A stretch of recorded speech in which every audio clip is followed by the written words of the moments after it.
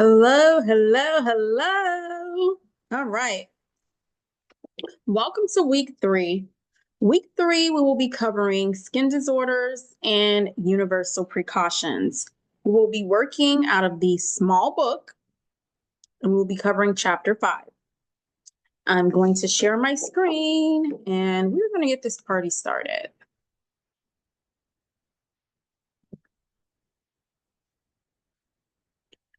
Okay.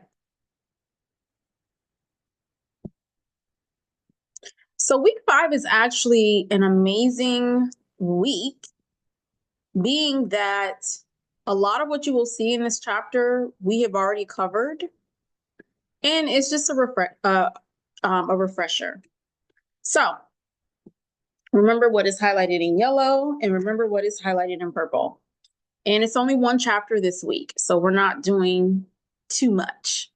So who can explain infection control? When you think of infection control, what comes to mind? So as mentioned, through Milady, infection control refers to the methods used to eliminate or reduce the transmission of infections or infectious organisms from one individual to another. So that is infection control. Please know what the definition of infection control as per Milady. Okay. Now, while I stroll up, why do you think we should study infection control? As an esthetician, as a beauty professional, why should we have a general understanding, or not even general, why should we have a thorough understanding of infection control? That's right. Infection control literally makes the world go round, okay?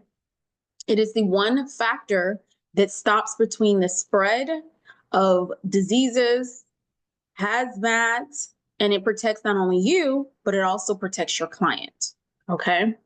So focus on infection control vocabulary. Please ensure that you understand infection control vocabulary. You guys have heard me say this since day one. Sanitation. Remember we talked about sanitation? We even went over proper sanitation. We went over proper disinfectant. Now there's, excuse me, 4 different components to proper infection control. 4. For test purposes, I only want you to know 2. However, 4 is what is standard. First, step 1 is cleaning. So cleaning is when you take some form of cleaning soap, cleaning detergent, and you are cleaning whatever you are washing. What are some things that we are cleaning in our treatment room? Brushes, bowls, absolutely. Brushes, bowls, those are the primary. Okay. Now, I particularly enjoy using Dawn dish detergent soap to clean my brushes and my bowls. Why? Because Dawn takes and it breaks down that oil. So let's say you have an oil-based cleanser that you apply the product with, or an oil-based mask, an oil-based gel cream. Literally, if you were just cleaning with, let's say, some baby oil soap or some baby soap, it's not taking that oil. You'll still have that leftover residue. So Dawn, in my opinion, is one of the best to remove grease. You can buy Dawn dish detergent from the dollar store, and you only need a little bit. A little goes a long way. And then after that, we're going to sanitize. You need to know what sanitation is. I think we know what sanitation is, but you do need to know that as per layman's terms, okay? And then, of course, disinfectant. Anytime we are utilizing our tools on the next client, we are going a step further. We're not just cleaning and sanitizing. We are cleaning, sanitizing, disinfecting. We are cleaning, sanitizing, disinfecting. Now, sterilization is also something you can go a step further and you can do. And if you were to sterilize, you would need some component of an autoclave. Autoclave is the only thing that utilizes proper sterilization. Excuse me. Now, sometimes at the nail salon, do you see like that sterilization container that they have, it has like UV light and it's supposed to sterilize the tools. That's not proper sterilization. Sterilizing, as per Milady, is the process of destroying all microbial life, including spores, generally with the use of an autoclave. That UV light cannot destroy the spores. It's not doing that. That is not proper sterilization. So please do not waste your money and invest in one of those sterilization machines. Now, if it's a medical grade hospital sterilization machine, then it has the proper light in place. But most of those sterilization machines, and they're very expensive, thousands, most of those sterilization machines that you're seeing on Amazon, unless it's an autoclave, it's not proper sterilization. So all we are going to be doing as beauty professionals, making sure we clean and then disinfect for sure. You never know what a client carries, and you never know who's on your table. Any questions about that? I didn't think so. Now, we're going to talk about federal and state regulations. Okay. When something is on a federal level, think about the FBI, that is federal, and then you have state, that is the state of Florida, the state of Georgia, the state of Houston, the state of Arkansas. And every state has their form of regulations. But then you have federal regulations that adheres to everyone. And then you have state regulations that only adheres to the states. Let's talk about your license. In the state of Florida, there's a minimum of 240 hours needed in order to become a licensed esthetician, or what they call licensed facial specialist. In the state of Texas, it is 600 hours.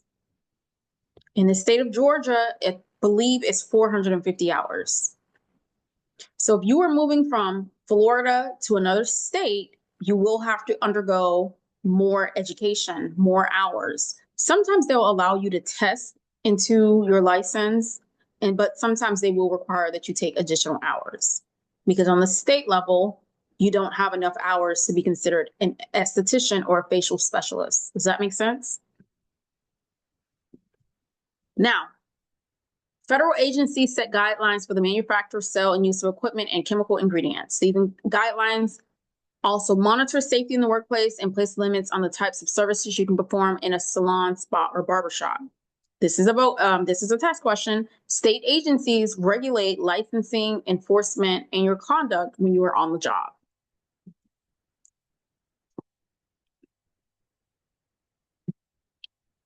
And then, of course, from a federal standpoint, OSHA. Have you guys heard of OSHA? I'm pretty sure you've heard of OSHA. Any job you've worked on, they've gone over some component of work. OSHA, Occupational Safety and Health Administration. It was created as part of the U.S. Department of Labor and Regulations to enforce healthy and health standards to protect employees in the workplace. So if any time, and then also we're going to go down to the EPA, so, which is the Environmental Protection Agency. If you guys are hiring employees and you guys are putting these employees on either a 1099 or even a W-2, it is very important to know the OSHA regulations in your state. A lot of the times OSHA regulations it doesn't matter the state, it's on a nation. So it's U.S. Department of Labor regulations. It doesn't matter what state you're in. All the rules and regulations are the same. And then you also need to know the EPA, okay? Environmental Protection Agency. Why do you need to know the EPA? Because you need to ensure, you are practicing standard disinfectant regulations and protocols on an EPA standard, okay? So, do you need to memorize all the rules and regulations? No, you don't. A lot of the times, if you are registering your business to the state, they'll send you over a booklet, where a lot of things are PDF now. So they'll send you over a booklet, or they'll send you over a link. So you click on the website, it'll take you to these websites, just so that you know the regulations in the state and what the rules are, okay?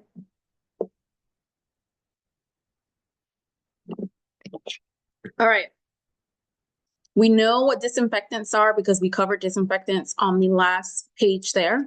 But if you need a refresher, they're chemical products that destroy most bacteria, including spores, fungi, and viruses on the surface. On the top of your head, what are some disinfectants we use as beauty professionals in our treatment room? What are some disinfectants that we use?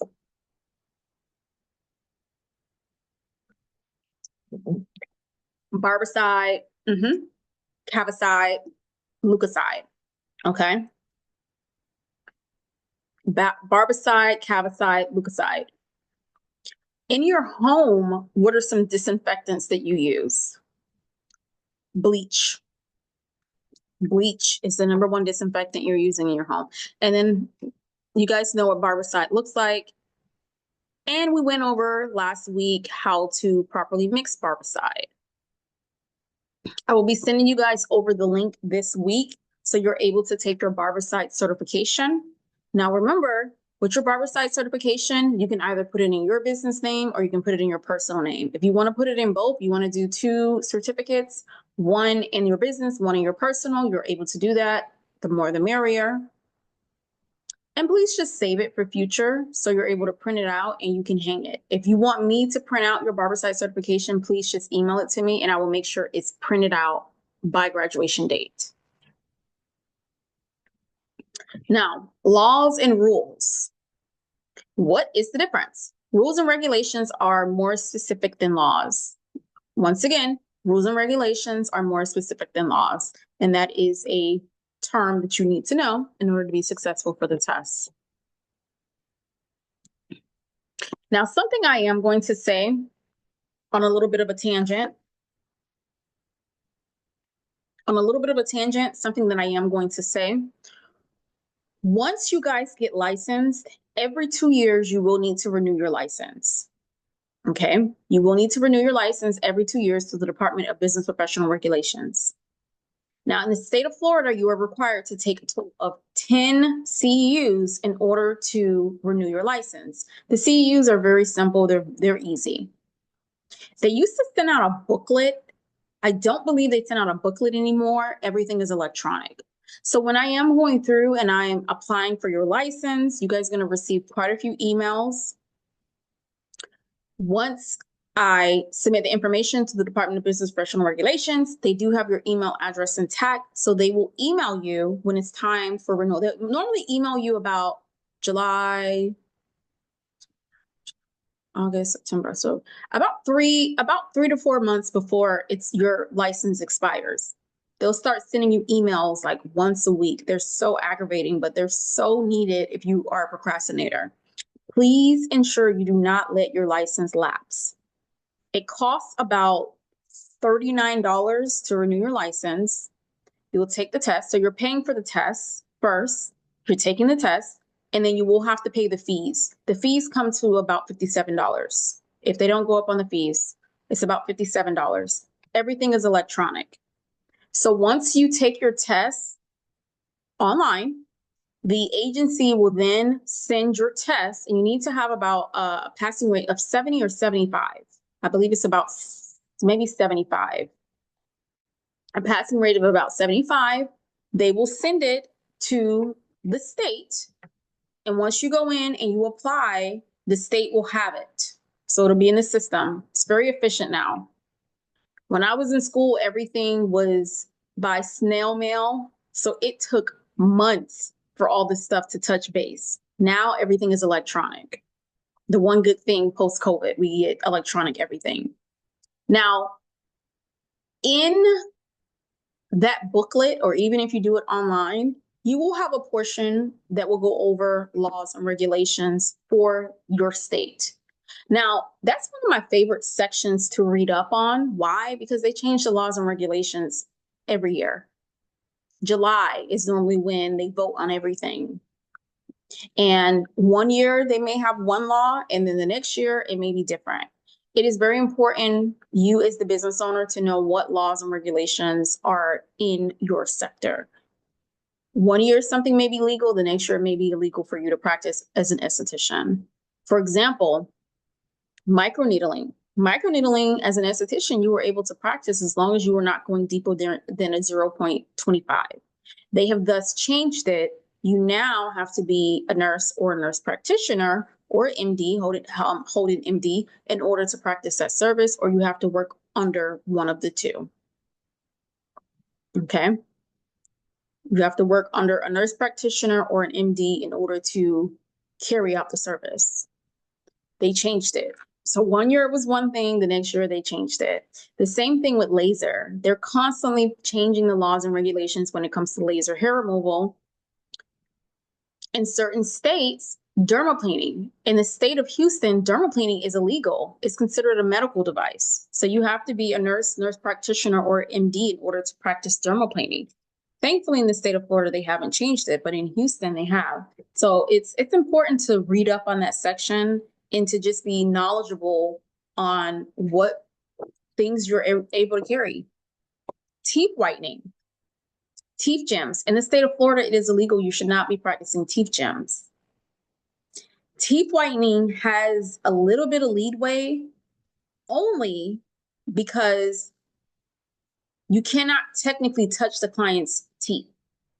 So that is why it has some component of leadway, because you're not physically touching their teeth. So when you go in and you do the teeth whitening, you're giving them, the client, the device to hold their mouth open.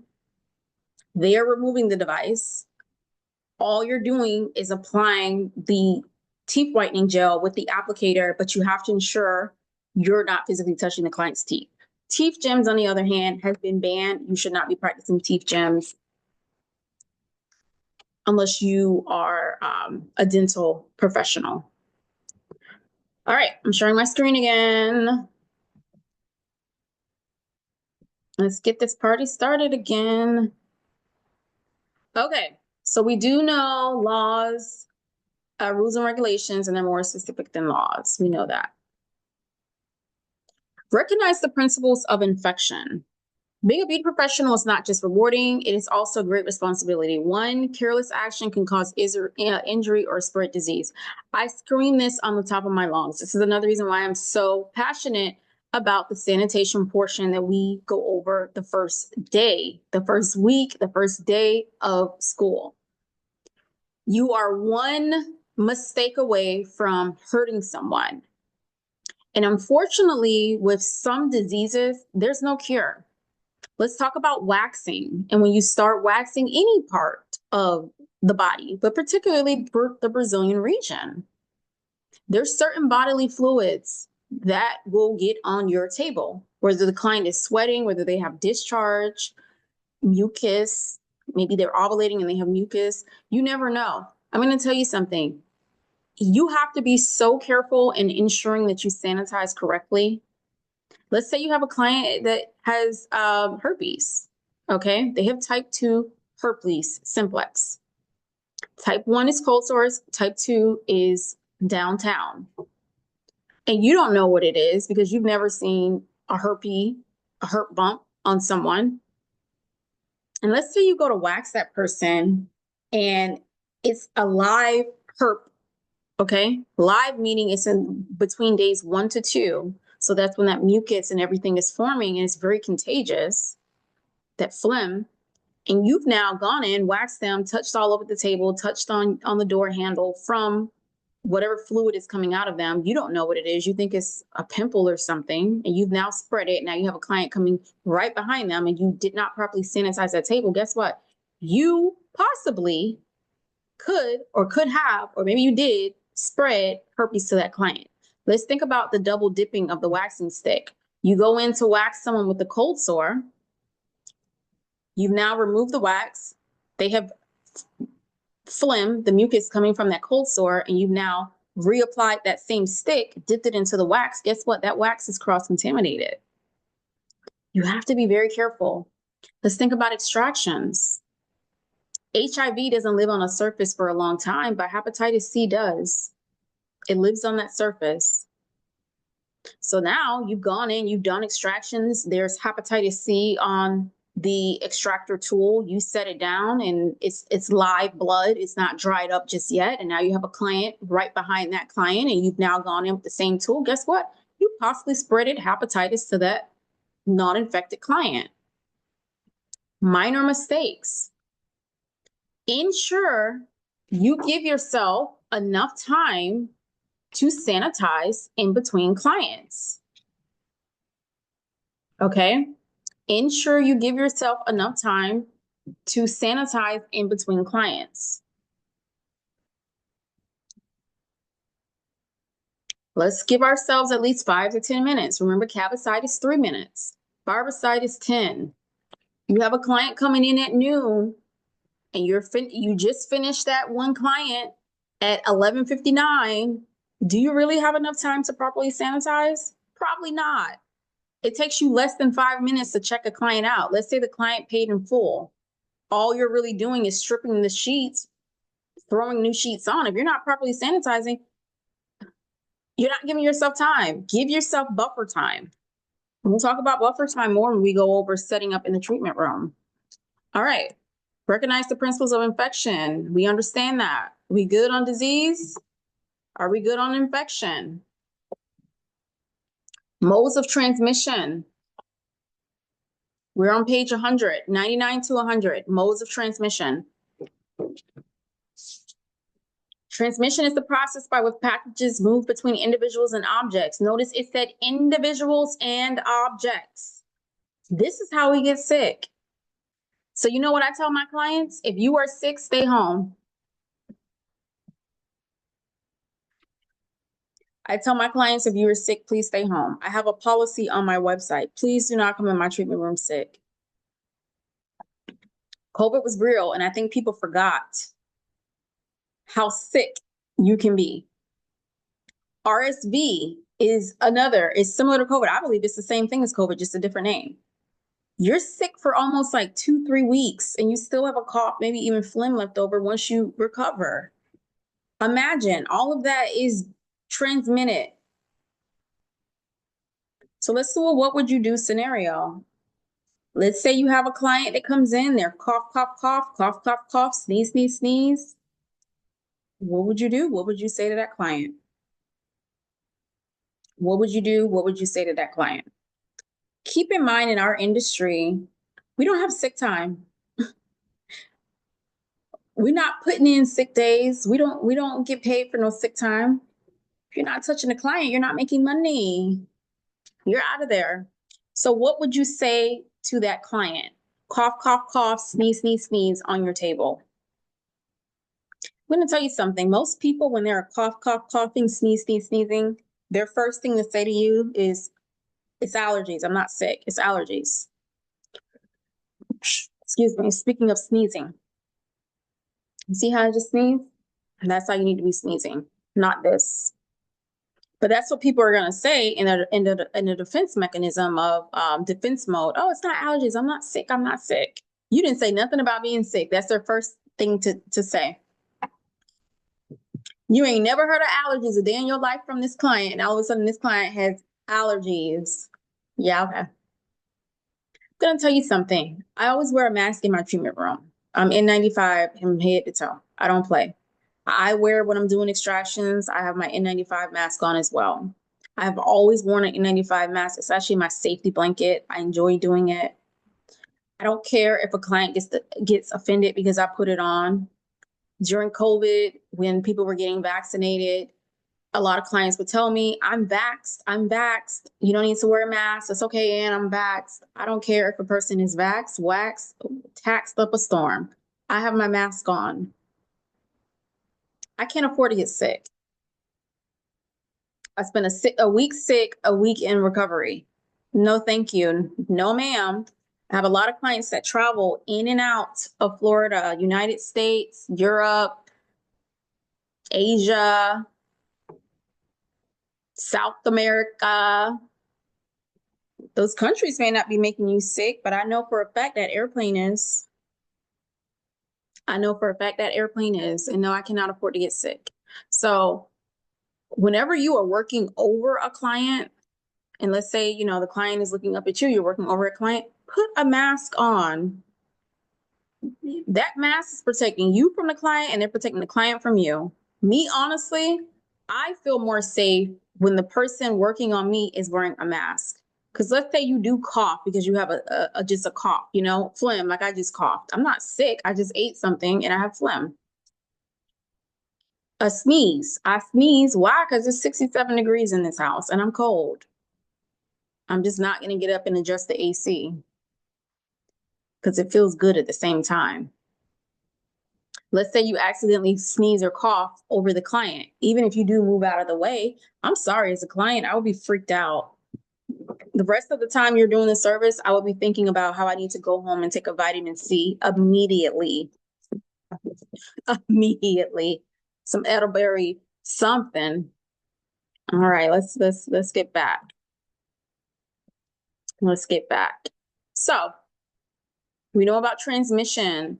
So there's two forms of transmission. You have direct transmission and you have indirect transmission. I want you to know the difference between the two. We're going to go over them as well. But I really want you to know the difference between indirect and direct transmission. Direct transmission is commonly think in the terms of getting sick and involves transmission pathogens through touching, kissing, sneezing, coughing, talking. Yes, talking. When you're talking over your clients, you can get sick. When that client is talking in front of you, you can get sick. I love the 6 feet rule. Even to this day, I purposely subconsciously do 6 feet when I'm talking to my clients in the front. I'm not in people's face. I enjoy it. Because let's say they're talking, and their spit gets ducked right in your eye. Oh my goodness. Ugh. Then you have indirect. Indirect occurs through contact with an intermediate contaminated object, such as a razor, extractor, a nipper, environmental surface upon which the pathogen resides. So that indirect contact is, let's say you did have a client cough or sneeze, right? Think about cold, okay? The Rona. Y'all remember Rona? And even if you weren't like into watching the news and being tuned, we all knew how to catch Ron.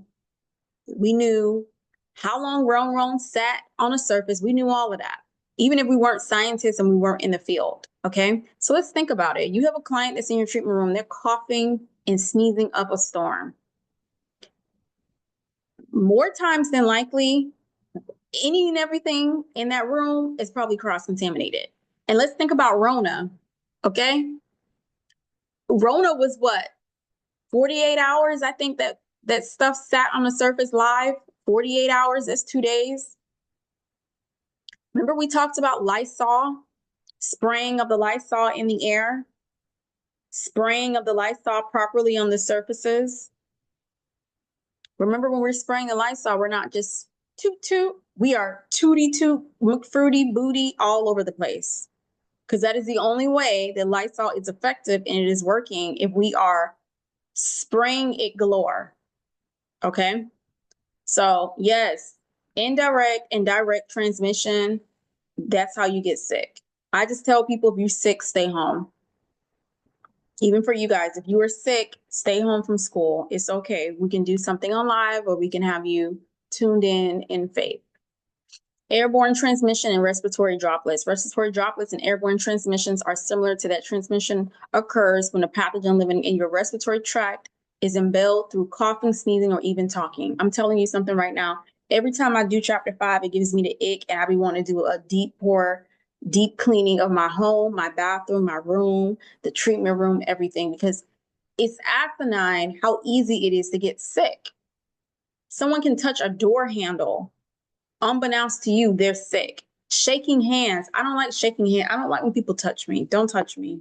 Don't shake my hands. Don't touch my shoulder. Don't touch anything. I'm not trying to get sick. I just cannot afford it. I can't afford it. I was in hot yoga and the girl in front of me, she kept coughing. And I can tell you one thing, that wasn't an allergy cough. It sounds like she was sick for real. I went to the front and I requested to switch my position. I don't want to be near nobody that's coughing and sneezing and they're not 6 feet away from me. Absolutely not. All right. Preventing transmission, infection disease, and also gloves. Okay, so we'll get into gloves. An infectious disease, we've already gone over infectious disease. I'm not going over it again. We've already gone over cleaning. and disinfection. I'm not going over it again. Notice how it repeats itself multiple times throughout this chapter. Duh, it's important. You need to know how to properly clean something, how to properly disinfect something. I have capicide sitting in my kitchen right now as we speak. It's a new rule that's implemented in the home. You do something in the kitchen, you need to spray the counter down with capicide, let it sit for 3 minutes, especially if you are preparing any form of poultry. We've got everybody on board. We're not playing games here. All right. We're not going to go over the proper mixing of barbicide prevention because we've already done that. We've already done that. And throughout this entire chapter, this entire semester, we're going to be talking about sanitation for the rest of your life because that's just what we're going to do. Contagious diseases. Do we know some contagious diseases on the top of our head? Let's think about some contagious. Give me three contagious diseases that you can think about. Coronavirus, TB, herpes, HIV. Those are the 4 I can think of on the top of my head. And when I say coronavirus, any and everything that falls under the flu, RSV, the flu, stay home. If you wake up and you have a tickle in your throat, stay home. For me personally, I would be more upset at someone that got me sick versus someone that called out on that service. If that client is real with me and they let me know, hey, I can't make it, I'm not feeling well. Okay, say less. At this point, honestly, I don't dock my clients for being sick. Every one of my clients, they pay a deposit. I just change the appointment time. Or, hey, just let me know when you're feeling better. I have their deposit on file.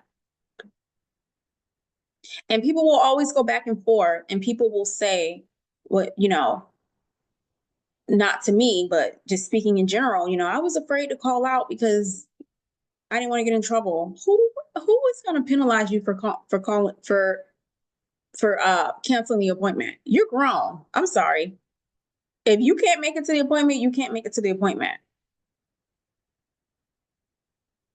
That's just what it is. If you are sick, you cannot help it that you are sick. Now, I'm going to tell you something.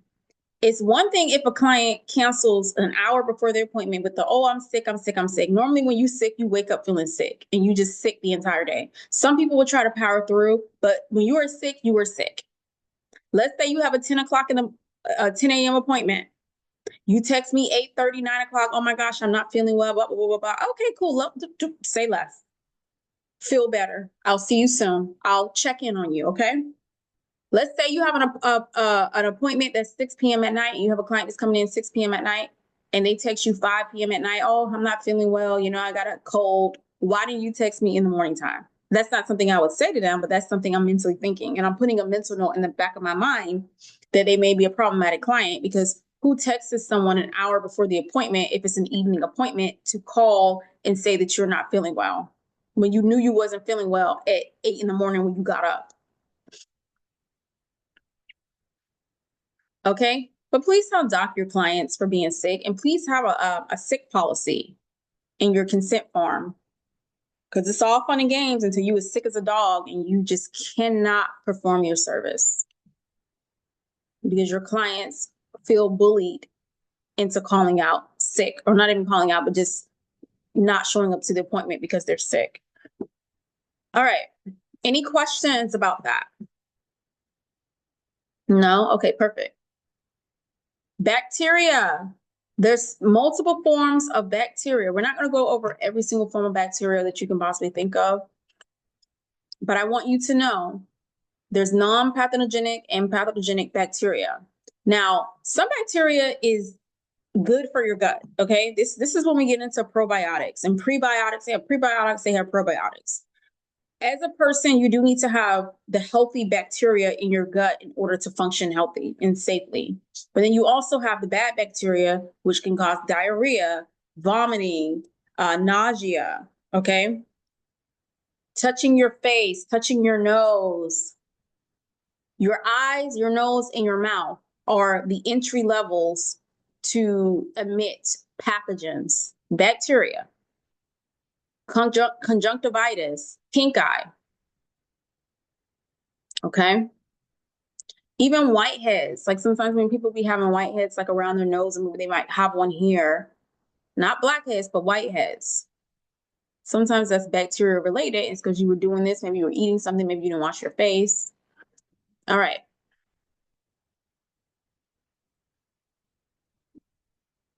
Bacterial infections. There can be no bacterial infection without the presence of pathogenic bacteria. Therefore, if pathogenic bacteria are eliminated, clients cannot become affected. So inflammation, we know what inflammation is. I know you guys may not know what inflammation looks like. We'll go over that next week during our skin disorders. However, or diseases, excuse me, not disorders, but our diseases of the skin, we'll go over that and dive more into skin types and being able to identify that. However, inflammation, now you've heard of the term inflammation. You can have inflammation on your face, your body, your joints, your stomach, anything can be inflamed. Your scalp can be inflamed, your tongue. I think even your bones can be inflamed, or maybe it's just muscle. Okay, I don't think your bones can be inflamed, but your muscles can be inflamed. Know the definition of inflammation. It's a condition in which the tissue of the body reacts to injury, irritation, or infection. Inflammation is characterized by redness, heat, pain, and or swelling. Inflammation is something that you're going to hear about and you're going to see throughout your entire aesthetics career. Pus. What is pus? It's a fluid containing white blood cells, bacteria, dead skin cells, and the byproduct of the infectious process. The presence of pus is a sign of bacterial infection. So when you have acne, okay, acne, and you have a whitehead, majority of the time, if not every single time, that whitehead is filled with pus. You need to ensure you are extracting the pus. That's what you're extracting, the pus, to rid that particular cell of bacteria. That is what you're doing. Or pore, I said cell, pore of bacteria, excuse me. I had to think about it for a moment. I was like, wait a minute, I'm seeing cell, so that's why I'm saying cell, but pore. So when you have a whitehead, that particular pore is inflamed, it's infected. When you're going in and you're doing extractions, you're ridding that pore of infection, okay? A local infection, know what this is, such as a pimple or abscess, is confined to a particular part of the body and appears as a lesion containing pus. Now let's look at this young gentleman here. Pimples are an example of local infection. When we did a facial, okay, this is the skin type we saw when we did our facial last week. We saw some whiteheads, lots of inflammation, redness, scaly skin. That's what we saw when we did our facial. So pimples are an example of local infection. Please ensure you know these definitions. Rewind, pause if you need to. Staph, do you guys know what staph is, MRSA? Staph infection. I hope none of you guys have ever had a staph infection. Staph infection is also something that is highly contagious and it is easy to spread. As beauty professionals, this is another reason why we need to make sure we are cleaning our soils, properly washing our sheets. Okay, not just washing it in detergent, you'd be bleaching the white sheets. If you're using colored sheets, use some form of disinfectant. Lysol has a disinfectant detergent that's safe on coloreds, but it kills 99.9% of germs. These are the reasons why we need to make sure that these infections, staph, etc., is not living on these sheets and we're not putting them back on the beds. MRSA infection. I hope you guys can stomach this. Be careful. If you can't stomach it, just fast forward. I'm not going to go into detail because we're going to talk about these more. Pedicure bowls. If you guys are getting pedicures, please make sure the person is using proper lining. Me personally, I don't get pedicures from the Asian people anymore. I get dry pedicures. I don't get pedicures with all that water. You have to be very careful. If they are not properly sanitizing these bowls, you can contract ringworm, staph, nasty. And they need to be properly disinfecting it with what kind of disinfectant? What kind of disinfectant are they properly disinfecting these bowls with? We just went over it. Yes, scalpicide, leukocyte, barbicide. And I don't say bleach because bleach is not a product that you are using in your treatment room. Why are you not using bleach in your treatment room? Why are you not using bleach in your treatment room? Take a moment and think about it. Why are we not using bleach in our treatment room?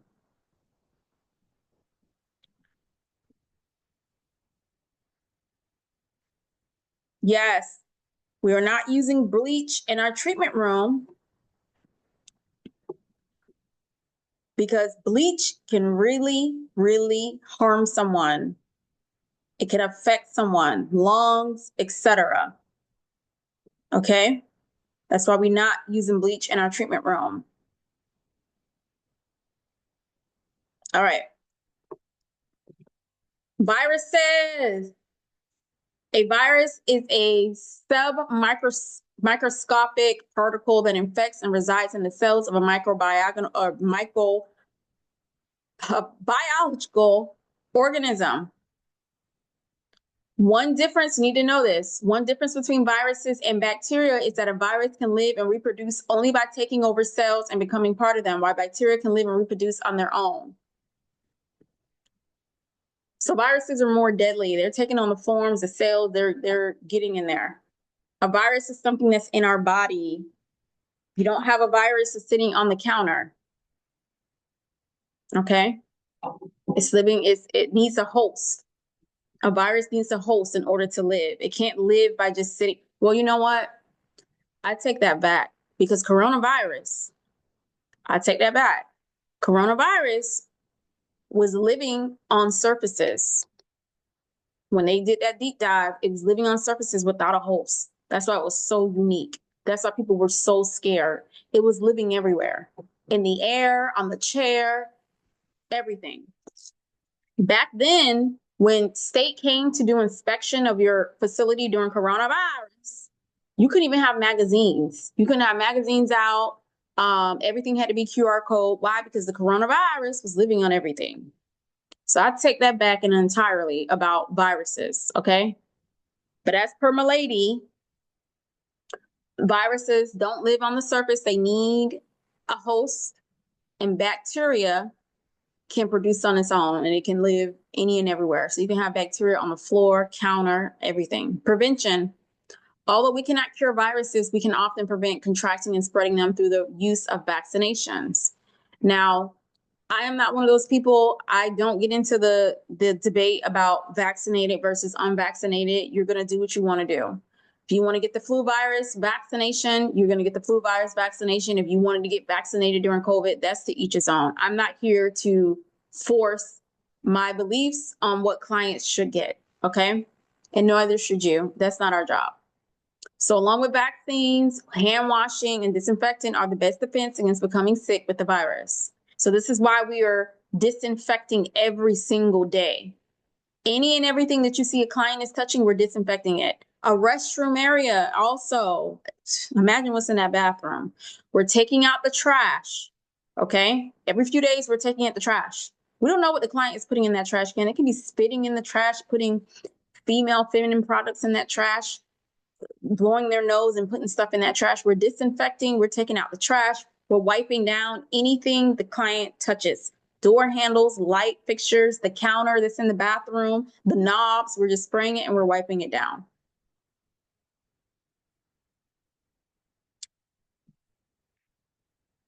Okay, incubation and contamination. We need to know this. Why? Because it's in purple. Many viruses can remain dormant for months to years following exposure, but most produce signs of illness within 10 to 14 days.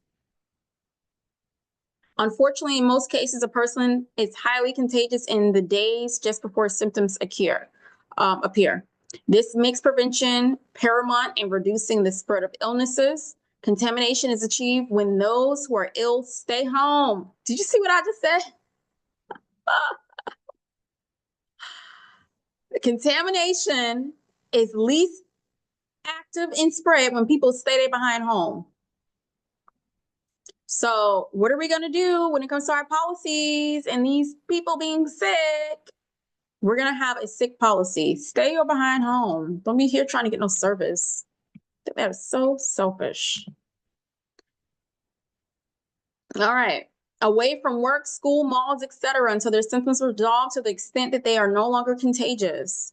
You know, another thing that's so unfortunate also is the fact that it takes about 10 to 14 days for that person to start exuding symptoms. But that person who is sick in the first day or two, they don't even know they're sick. And now they're coming over and you there and hot, hot, hot, hot, hot, hey girl, hot. There's a possibility that they're affecting you as well. And they don't even know that they're sick because the symptoms are not occurring just yet. Sad. Saddy sad makes saddy sad. All right, let's talk about HPV and SHV.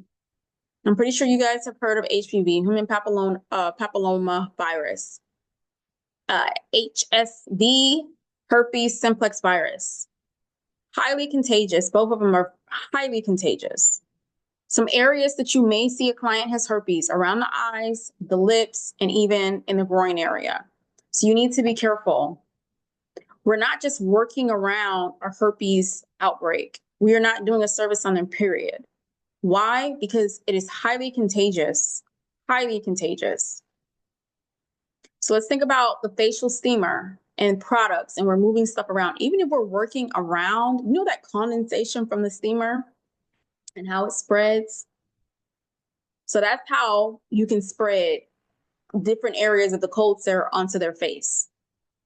Or even down there, the sweat, the wiping. We're not working on them. We're going to excuse them and we're just going to see them back in about a week or two when everything is dried up. All right. You need to know, however, both viruses can be spread from person to person indirectly through items like a wax pot. So we went over this previously when I was telling you guys you can spread HPV as well as HSV, or yes, HPV and HSV through the wax pot if you are double dipping. So you need to know that. And remember when I said herpes can be in the eye area? This is how it will look in the eyebrow area. This is a lesion here. So just tell them to stay home. Unfortunately, you just cannot do a service on them at this moment. And most people won't give you lip. They'll be like, okay, you know, just wanted to double check. And also make sure you're putting it on the consent form so the client knows that you are not working on any outbreaks. And then also on the consent form, there's always a section that asks if they are prone to any form of HPV. Most people do have some component of cold sores, like at least 85% people have cold sores. However, cold sores are dormant until something offsets the cold sores. That's not considered an STD. However, HPV-2 down there, that is an STD. So you just need to be careful, put it on your consent form. Also remember, consent forms are HIPAA. I'm gonna say this again. Consent forms are HIPAA. Do we know what HIPAA violations are? Okay. HIPAA, meaning when you go to the doctors, when you go to the dentist, when you go to the psychiatrist, when you go to the psychologist or whomever you're seeing, whatever you tell that person or whatever you put on that paper, they can't put it on the internet. They can't tell their friends. They can't do any of that. It is considered HIPAA. So let's say you are servicing one of your classmates that you went to school with, and that classmate is disclosing to you that they are HIV positive. You're not going on Facebook, Instagram, Snap. You guys are not going to believe this. Boop, boop, boop, has HIV. No, that girl can sue you, or a woman or a male can sue you until you dry. Your accounts are dry. Okay? You cannot disclose that. It goes for anything. Medications, when you go to the pharmacist, let's say you went to school with the pharmacist, they cannot go reveal to everyone what kind of medications you have and what you have going on. Okay? So everything is confidential. We are not telling the client. And for client records, we're making sure our client records are secured. They're either locked in a cabinet or they're secured somewhere on a lock key on our phone. I'm going to tell you why I say lock key on our phone. Let's say you're doing electronic, okay? And you're servicing all these females. I'm going to give you a very brief story. and I'm just going to go on a tangent, and this is a hypothetical thing. Let's say you were doing waxing. That's what you specialize in. And all your clients, they sign consent forms and it goes to your phone. You don't have a lock key on your phone. You're dating an insecure man, or let's say you're married to an insecure man who loves going through your phone as a hobby because that's just what he loves to do. Men are not loyal to nobody. Like, they don't care if they're sleeping with one of your clients. They're going to do it because that's what they're going to do. Okay. There's no loyalty component to infidelity and cheating. If it's a woman and they're willing, then that's just what it is. They'll cheat with your best friend. They'll cheat with your cousin, your mom, and your auntie. That's just what it is. There's no loyalty. So let's say your man is cheating with one of your clients. You don't know that he's cheating. She doesn't know that's your man. She's a very unique name. Let's say she's a very unique name. Okay. She goes in, she fills out the client consent form. She discloses some very intimate things about some things that she has going on. You save it to your phone. One day your man, boop, boop, boop, he's deciding he wants to step out. He saw this beautiful goddess at the store. Again, maybe he knows it's your client. Maybe he don't. I don't think he cares at this point. He just knows that he likes what he sees. He goes to your phone. He sees the name. Okay, this name looks familiar. Wow, I never knew there was two such and suches. He then looks at the email. I don't know her email, but I mean her phone number. Oh, that's her. He's looking at the medical information. He's pissed because he sees that she has everything under the sun. HIV, herpes. She has dormant syphilis, meaning syphilis. There's no cure for syphilis. It goes dormant in your body. It's a virus. There's no cure for a virus. Your man is so livid, he screenshots it. He sends it to his boys. His boys done had her because they're sharing. He didn't know, but yeah. She's industrial. She's an industrial streetwalker. So now the boys done got hold of her status. Now it's a chain. It's a circle of life. Now it gets back to her. And she's only looking at the screenshot that one of these immature children done sent to her. And all she sees is your logo on the top. Oh, you better bet your bottom dollar. She more than likely will sue you, put you on Front Stream, and she's going to go after your business just because that's what she's going to do. Mind you, you didn't even know. All because you left your phone unlocked and you had the client records in your phone. Okay. That's my little story. My little hypothetically, what would you do story. So just lock it all down. It's no one's business what someone has going on. HIV, it is a section on any consent form that you should have, and you should definitely ask that client if they have HIV. Regardless if that HIV is detectable or non-detectable, you still need to know. And rule of thumb, you should treat any and every client as if they have some form of HIV. You need to be very careful. Always use gloves with the client. Doesn't matter how the client looks. Oh, she's so pretty. I don't think she has anything. What? Always wear gloves with your client. Wear a mask with your client. You should always treat that client like they have some form of something they can give you and harm you. That's how you should go into it on the dome. Okay? Always do that. Call it paranoia, whatever. It's called protecting yourself and never getting too comfortable. Now, let's say you accidentally cut a client's skin. The tool will be contaminated with whatever might be in the client's blood, including bloodborne pathogens. So anytime you cut that client's skin, what are we doing to ensure that we clean that instrument? Yes, we are cleaning and then we are disinfecting. We are cleaning and then we are disinfecting. Remember, the only thing that is killing these bloodborne pathogens, viruses, is proper disinfectant. Our barbicide, leukocyte, capicide. Barbicide, leukocyte, capicide. Those are the only thing killing HIV, herpes, hepatitis. That's it. We're not just throwing it in a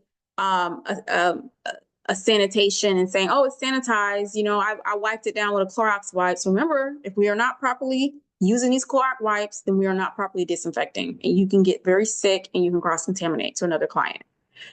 Fungi. Do you guys know what fungi is? Have you guys seen fungi? I'm pretty sure you have seen fungi. Fungi are single-celled organisms that grow in irregular masses that include mold, mildew, and yeast. One memento, you guys.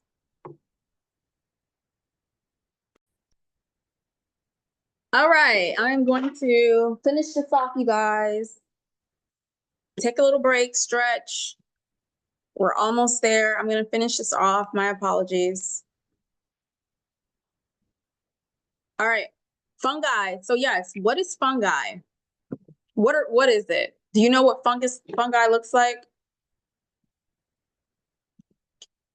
Okay.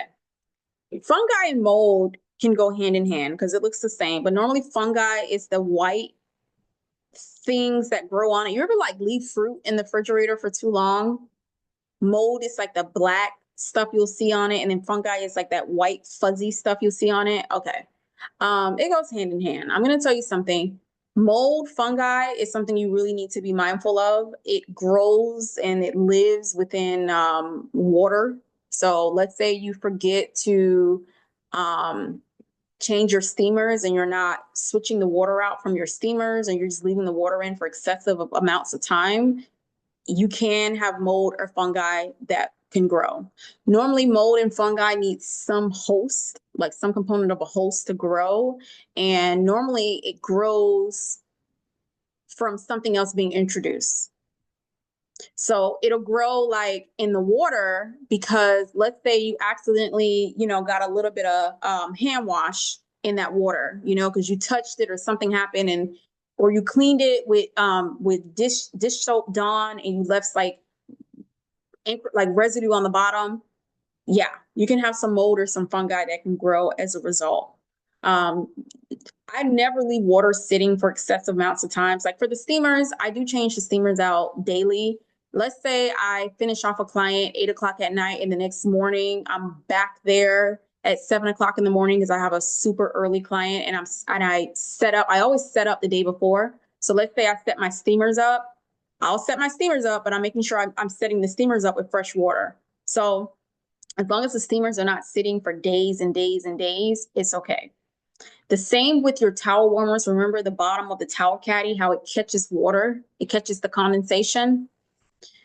We want to make sure we are pouring out that water and spraying down our towel caddies as well as the container that it can hold water in. Okay, especially if we're putting like essential oils on our towels or anything that it can drip down condensation wise. Say we're washing our towels with like certain detergent and it's like sweet or what have you, you know, you can easily form mold.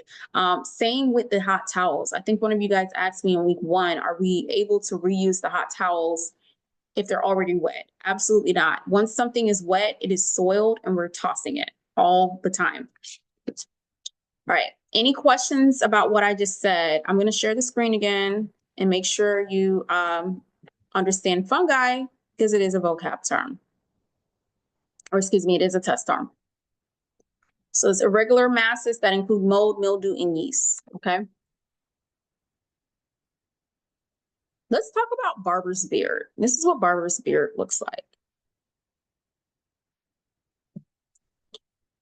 Okay. I want to stop sharing my screen for a moment and just have a conversation with you guys about barber's beard. When you guys get into your waxing, you'll be so surprised. People will want you to wax any and everything on their body. I've had gentlemen ask me to wax their head, their beard, like anything you can possibly think of. With any form of terminal hair, do you guys know what terminal hair is? We'll go over hair cycle during our hair week, but terminal hair is that thick, thick, thick hair, the hair that you see on a man's face, pubic hair. That's terminal hair. It's very thick and coarse at the root. It's grown fully. It's called terminal hair. Now, when you are waxing in any component of terminal hair, now a lot of pubic hair isn't terminal. It's still very, very soft. It's just when people shave, they're manipulating the follicle. But if you stop shaving, you use the clippers to remove that hair.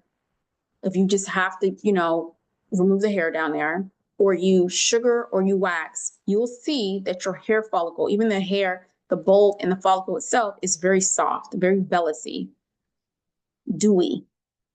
Terminal hair, on the other hand, is something that is grown on your beard and then on your hair. Okay. The hair on your head and on your beard will always be coarser than the hair on your eyebrows, the hair on your arms. Okay. So with terminal hair, you have to be very careful when you are waxing terminal hair, removing terminal hair at the root. Why? Because you can have what's called barber's beard.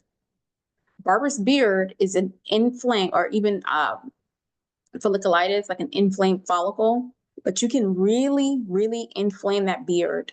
So it's been some gentlemen that have requested sugaring. Now I had to learn this because I didn't know this. I didn't learn this component in school. This was like, I can show you better than I can tell you. I have sugared certain components of men's beards. And normally by like the second week, when that hair starts to grow in, the follicle is so inflamed. So pus is formed. You see how that man had that on his face? It starts to form and it's like itchy, it's pussy. And normally it takes about a week, 2 weeks for it to clear up. And then even once it clears up, it's scabby, it's just bad. So I no longer remove hair from a man's face, and I don't remove hair from a man's head. And I don't let them pressure me into doing that either. I just don't do it. It's not a good outcome. Ringworm. You guys know what ringworm look like? This is actually ringworm. You have to be very careful because with ringworm, it is very contagious. Now, we're not doctors. We're not here diagnosing clients and we're not telling them, oh, I think you have that. We're not doing that because we're not doctors. We don't know what it is. But if you do see that something is irregular, then don't touch it and don't do nothing around that area. If the client don't know what it is and you don't know what it is, it's a hard no. Keep it moving. Don't do it. Send them to a dermatologist, not even a doctor, a dermatologist. Why? The dermatologist covers the skin. All right. There are two types of parasites. You guys know what a parasite is? Parasites are organisms that grow, feed, and shelter on or inside another organism. They need a host. They had a movie called Parasites. I don't know if y'all remember that movie. It was scary. There are two types of parasites commonly encountered in the salon, spa, and barbershop environment. Scabies. Ugh. This is why we need to be changing our sheets. This is why we're washing our sheets. This is why we're washing our covers. We're washing any and everything that touches a client. Now, I don't reuse any form of sheets on a client. Blankets, on the other hand, sometimes if the blanket didn't touch the client, or let's say the client is fully clothed with the blanket, sometimes I will reuse the blankets. However, with the blankets, I'm always spraying that down excessively with Lysol before I reuse it on the client. Now, if it's touching the client's skin, like their legs, and they have on a short skirt or something, and it's physically touching their skin, or even like here, I don't reuse those blankets. I don't. Scabies is real, ringworms is real, and I don't know, I'm just super paranoid. I do laundry here at least twice a week from the spa. Lice, do we know what head lice is? Head lice is very commonly in schools, like the little kids. You never know. You can have a client with little babies, and let's say it's a breakout at their school, and now they have lice. This is another reason why I always use a hairnet. Yes, I want to protect the client's hair, but then even that, I want to protect myself, and lice is real. If I saw head lice, I probably wouldn't even know what to do because I've never had lice. Thank you, Jesus. I would probably be freaked out if I see a bug crawling in someone's hair, but it's common. Lice is common. They used to check in school whenever it was a head lice breakout, and these people would still send their kids to school. That's disgusting. All right, employ the principles of prevention. So we need to know this. Proper infection controls requires 2 steps, cleaning and then disinfecting. I think this is repetitive to what we just learned in the first chapter, or sorry, in the first sentence, beginning of this chapter. I'm just reiterating it. You need to clean and then you need to disinfect. So let's say you just use brushes. We're not just putting the used brushes in the barbicide. We are cleaning the brushes. Then we are putting it in the barbicide. Think about when you sweep and mop a floor. Are we mopping the floor first or are we sweeping the floor first? Why are we not why are we not mopping the floor first? Why? Because sweeping removes all the debris, sweeping removes all the dirt, sweeping removes all the gunk, and then we are mopping to make it clean, disinfect with whatever we're mopping with. So clean and then disinfect. We talked about autoclave. This is an autoclave machine right here. Now, autoclave machines are, they can run you a hefty penny. And then with autoclave machines, you have to make sure you're getting it serviced properly. Anytime you're using medical or metal increments, you should have an autoclave machine, like the nail salon. They need to have an autoclave. This is another reason why I do not go to them Asian salons anymore. They don't use autoclave machines. They use a sterilizer, and it's not properly sterilizing. It's not properly sterilizing. They need to have an autoclave. They don't invest in it. It's crazy. All right, what questions do you guys have for me? I think we have one more part to cover, and then we're done. Hand washing, we've already gone over hand washing. You need to make sure you're washing your hands for a certain time. We're not just doing like this. You need to be washing your wrists, washing here. Why am I washing here? Yes, because when you use that hot towel and you're pressing that hot towel up against your inner wrist, you need to make sure you are not contaminating whatever you have on your body on that clean hot towel. Antibacterial soap. Use some component of antibacterial soap in your salon, your spa, whatever you decide to do. Okay, antibacterial soap. Yes, it's cute having the cutesy soap. At the sink area, you'll see in my treatment room, I have antibacterial soap and then I have cutesy soap. I love the cutesy soap because it smells so good, so fresh and so clean. But the antibacterial soap is what is removing that bacterial off of your hands. Waterless hand sanitizer. We know you need to have you need to have proper hand sanitizer. Perel is where it's at. Perel is where it's at. Why is Perel where it's at? Because during COVID-19, when all these scientists were testing what kills bacteria, Perel was one of the only hand sanitizers that killed everything. They tested so many different hand sanitizers, Bath and Body Works, Germex. Perel was literally one of the only ones that killed any and everything on contact. And then remember also alcohol. The alcohol needs to be a minimum of 70%. I use 99% alcohol in my treatment room. 99%. Alcohol is another thing that will kill things on contact. All right, we're not going to go over all of this. Let me actually skip to Maru. 120. Any questions so far? If you have questions, please take a moment to pause the screen and text me because you're confused about something. All right, we're not going to go over all the types of non-porous and porous. Please read that on your own. I'm not going to physically read this to you, and I'm not going to read the quants. I'm not doing that. Read it. TB. I'm pretty sure you guys have heard of TB.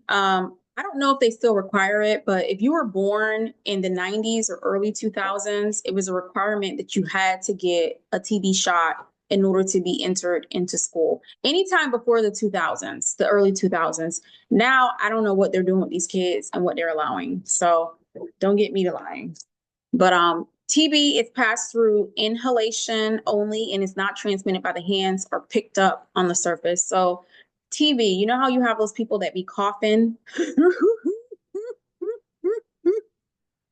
Stay home. What is even happening right now? Now, do you guys know the difference between a phlegm cough and a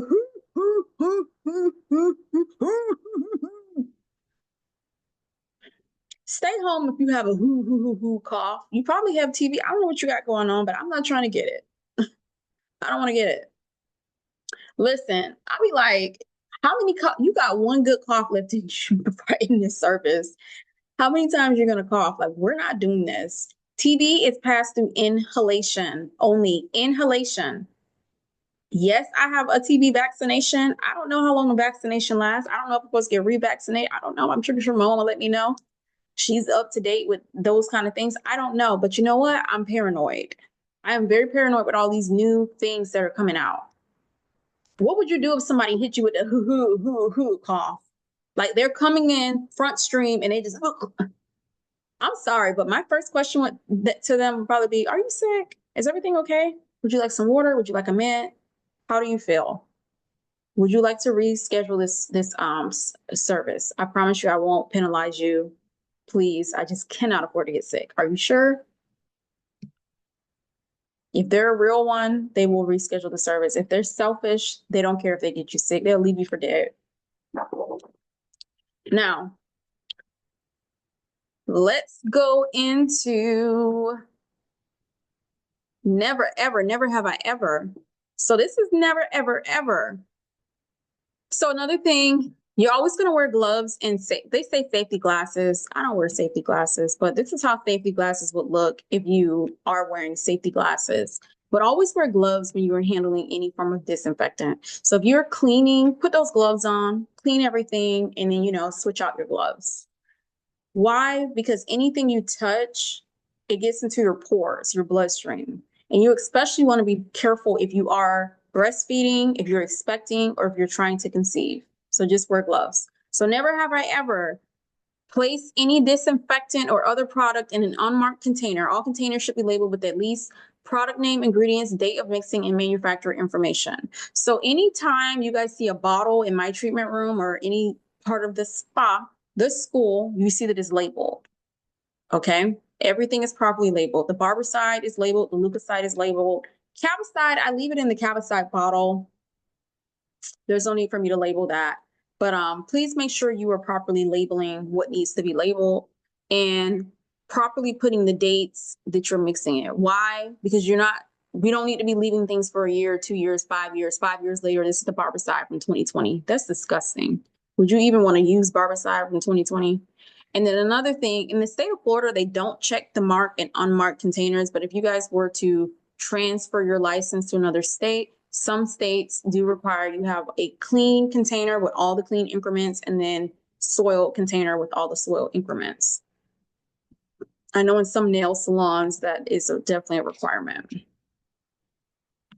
And then, if you want to keep a logbook, you can keep a logbook. I don't keep a logbook of my disinfectants. This is so pretty. What is this, you guys? What is this here mix? It's pink. Remember? What is it? Leukocyte. So leukocyte is pink, cavicide is clear, barbicide is blue. And leukocyte does have ammonia in it. All right. We are almost done, you guys. We are to the finish line. I have 3 more pages to cover as per my notes. I have seen you guys put gloves on and remove gloves, so we handle that in week 1. I'm not going to go over that again. All right, let's talk about exposure. An exposure incident, contact or with blood or body fluid, excuse me. An exposure incident is contact with in contact broken skin, blood, body fluid, you name it, okay? Should the client suffer a cut or abrasion that bleeds during a service, follow the steps outlined for the client's safety as well as your own. So here's the thing. The only time you should have to deal with an exposure incident is if you're doing dermaplaning. Why? Because the dermaplaning, you're using a scalpel to go in and remove the vellus hairs, and there's a possibility that you can nick the client. And when you nick the client, depending on how deep you go, the client will bleed. Okay, so dermaplaning is really the only reasons in this profession why you should have an indecent exposure. And when you nick that client, now granted, when the client is filling out the dermaplaning consent form, you're on that consent form, it explains that there's a possibility the client can be nicked. So this is nothing new to the client. It's just as if when someone is shaving their face, a man is shaving their face, they may nick themselves. It's not anything that's deep or they need a stitch They just put some tissue over it. By the time they head to the office or wherever they're going, they take the tissue off and everything is dried up. It's the same when you're dermaplaning someone. Now, if you want to do protocol and sound the alarm, not all ho, hey everyone, you're bleeding, I nicked you, that's on you. Or you can just keep it moving. We'll go over that more when we handle dermaplaning. I believe dermaplaning is actually coming up in this week. Not this week, but the following week, we're going to be actually physically dermaplaning. So you guys will hear more about what I mean and why I said what I just said. Okay, so coming soon. All right. Any questions or concerns so far? No? All right. We have about 2 more things to cover. I don't believe they're test questions, but we're still going to go through. Tools, water, appliance, next page. All right. As a precaution, always test water temperature on the inside of your wrist before applying it to the client's hair or scalp. That's more so pertaining to the salon. Here, as an esthetician, we're making sure we apply wax and the hot towel warmer or the hot towel to the inner parts of our wrist to make sure that client does not receive scorching burns. If a tool or appliance is dropped on the floor during the service, leave it alone. So if you drop a towel on the floor, leave that towel on the floor. We're not picking the towel up until we're done. When you guys get into waxing, if you drop a 4x4, 2x2, 3x3 waxing stick, waxing paper, waxing remover, anything on that floor, leave it alone. It's dead. Let it be. Rest in peace. When you get into your extraction tools, if you drop an extraction tool on the table, on the floor, yes, that tool, if you need that tool, properly clean it, disinfect it, change your gloves out, okay? And start all over again. Only for those tools. Anything that is reusable, you can pick up, disinfect, do what you need to do because you need it in that service. But for like a towel, something, you don't need it. Leave it alone, leave it on the floor. You guys ever get your hair done and you see the hairstylist drop that comb on the floor, pick that comb up and put it back in your scalp? That's disgusting. They should have cold called on them because, like, what are you doing? Do you know how many cockroach poop, ants is on that floor? And you have the audacity to pick that disgusting comb up off the floor and put it back in my head without probably disinfecting it? But you charging me over 100 for some braids and you ain't even properly sanitizing? Absolutely not. So make sure that is something we are not doing. That is disgusting. And clients know, especially if you have clients that are in the medical field, they know. All right. Fire extinguishers. It is a law that fire extinguishers be checked periodically. You should be checking your fire extinguishers or getting them checked, once a year. Once a year. Okay? Once a year, you should be getting those fire extinguishers checked. Now, attire, we're not going to go over every single thing when it comes to attire.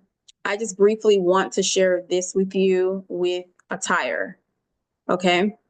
Anytime you're performing a service, you need to ensure that you're in comfy clothes, but you need to ensure that you are also in realistic clothes. So don't wear like this long sleeve shirt. This is not appropriate for the treatment room. Why? Because my sleeves can possibly touch the client, or let's say I wash my hands, water can get here. It's not appropriate. Bracelets are not appropriate. Now, rings, I would never tell a woman to take her engagement ring off or take her wedding band off. That is up to you, your partner. That's to each his own. But anything that can possibly get water trapped into it, remember, water that sits on the surface for long enough forms bacteria, or even something that can cut the client, harm the client. We want to ensure that we do not have that touching the client. If you're not able to properly disinfect your jewelry, then why do you feel so comfortable having that jewelry touch the client? Do you understand? It's the same with like long, fringely shirts. Yes, it's cute. It looks beautiful, but are we properly disinfecting that shirt so that if it does touch the client doesn't get infected? If the answer is no, then we want to make sure we're not using that in the treatment room. Okay. Just wear short sleeves. If you're someone that gets cold a lot, I promise you, you won't be cold if you are moving around. And I promise you, you won't be cold when that steamer is going. You won't be cold. In between clients, sometimes I am cold and I have a jacket. I'll put my jacket on, but when it's time to service the client, I'll take my jacket off. And then if you're the person, you should be able, you're the person performing the service, you should be able to control the AC. So maybe you need to switch the AC and make it a little warmer if you're that cold. All right. Same with electrical devices. Please make sure you're not answering your phone mid-client. Even having the phone on notifications, like have it on silent or have it on vibrate. Now, if you do have children and you're expecting a call from your kids, that's different. You can have it on do not disturb except for your kids. But throughout the client service, they should not be hearing a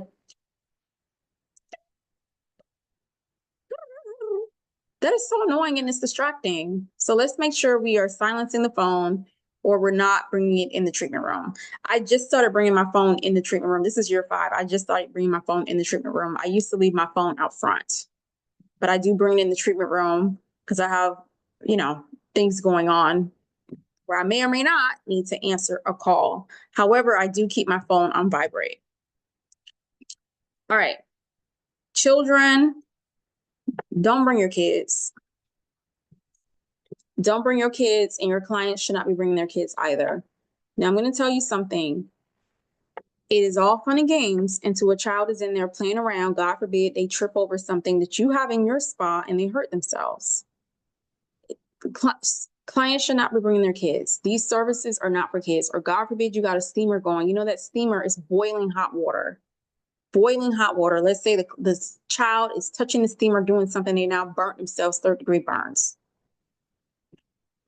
Now, do you want to be a nass and say like, oh, no kids allowed, no kids allowed? It's kind of common sense to not bring your kids, but I believe post-COVID, people are starting to bring their kids more and more places only because sitters cost money and it's the trust factor. You can't trust people to leave your kids with, okay? So you as the professional, you will need to decide certain protocols for kids. Maybe the kids wait outside the room. If you only have a room, maybe there's a section that the kids are in, but you need to decide. In my treatment room, I have a whole lot of cords everywhere. My treatment room is not a place for kids. Now, I do have some clients that will bring their kids. Their kids are very well behaved and they listen. So when their parent tells them to sit down in that corner, they sit down in that corner and you don't see a peep from them until the service is done. I do not have kids that cannot sit down and that run around and that need to be entertained every 5 minutes. This is not the place for them. So maybe that's a conversation you need to have in your policies politely. We will go over client policy tone. I think we're actually going over that tomorrow. I'm recording this video a week in advance, so we'll be covering that this week. So if you're reading this, if you're watching this, we've already covered it, but we're going to go over client tone, and then we're going to talk about it more throughout the rest of the semester, okay? But client tone is something that whether you text the client, whether you put it in your policies, you want to make sure you're not yelling at the client and you sound professional at the same time. But maybe that's something you want to put in your policies. I don't know. That's between you and your clientele. But be very careful and very mindful and understand that you are liable if something happens to that client. Let's say they're spinning around in the chair, they crack their skull open. I'm telling you right now, the client may be cool and everything, but somebody has to account and pay those medical bills. Adult clients. So elderly clients, you're going to have elderly clients. Please make sure you are helping them on and off that table. I think I went over this the first week. We're helping them, lifting them up. We're telling them to mind your step. Please, there's a step stool. Even if you told that client, I told every single client that walked in that treatment room, please watch your step. Watch your step. I'm constantly saying it. I don't care if they're a regular, they've come 5,000 times. I remind them. It's in my DNA. Hold the doors open for your client. So see your client in, hold the door open. See your client out, hold the door open. Walk your client to the front. Walk them to the restroom. Don't just say, oh, the restroom is there. If you're able to, walk them to the restroom. It's the little things. And then also just any and everything saves from liability. Now, high-risk clients, you are going to run into high-risk clients. It's really up to you how you handle high-risk clients and what policies you want to have into place. You're not able to discriminate against a high-risk client. And when I say that, let's say you had a client that recently underwent chemo, they're considered high risk. Or let's say they had chemo 4 or 5 years ago. They are high risk. You need to be careful. They have to be careful. Rule of thumb, just wear a face mask all the time. Wear a face mask all the time. I do have some clients that are in remission. Thank you, Jesus. But it's the fact that they did undergo some chemo. And you know, when you undergo chemo, it does break down your insides, your immune system. So I've always been in a mask. That's one of the reasons why they actually still come to me, in my opinion, because I've always been very safe and they've never had to worry about anything. Clients who are pregnant, they may be very sensitive to touch, sensitive to smell. Be careful, even chemicals. Be careful. Like, let's say you have a pregnant client coming in at 11. Give yourself time to clean where there's no scent. This is another reason why we don't clean with bleach. But even Lysol can be a little spicy. So we want to give ourselves time to clean. There's no harsh chemicals on the surface, no harsh smells. Even certain products that you're spraying. Rule of thumb, if you do have a pregnant client, make sure you're not spraying all that fragrance and anything, because, you know, pregnant women have a very strong nose and they can easily, their nose can just turn, and it can turn into nausea. All right. Lymphedema. Do you guys know what lymphedema is? Wendy Williams has lymphedema. Her legs are very swollen. So lymphedema, you want to be very mindful, and you're not touching anything on the hands. Normally it's the hands and the feet, the legs that undergo lymphedema. You're not doing pressure point anything on any client with lymphedema. And they'll tell you that I have lymphedema, or oh, I have this. I actually like that name, lymphedema. It's so cute. All right. We'll go over everything else moving forward. All right. Any questions, concerns, anything that you guys are like, you went over this, you went over it too fast, I need help with this? Write them down. Write down your questions, or just shoot me a text and say, hey, I'm not sure about this. I love to hear your concerns, and I would love to go over it with you face to face. So a lot of the times in that instance, I will say, okay, you know, we'll talk about it on Tuesday, or I'll send you a voice note, or I'll send you a video explaining it to you a little more. All right. That being said, the test is live. Please review this and take your test. The sooner the better. So everything is in your mind, fresh. I'll see you guys very soon. Take care.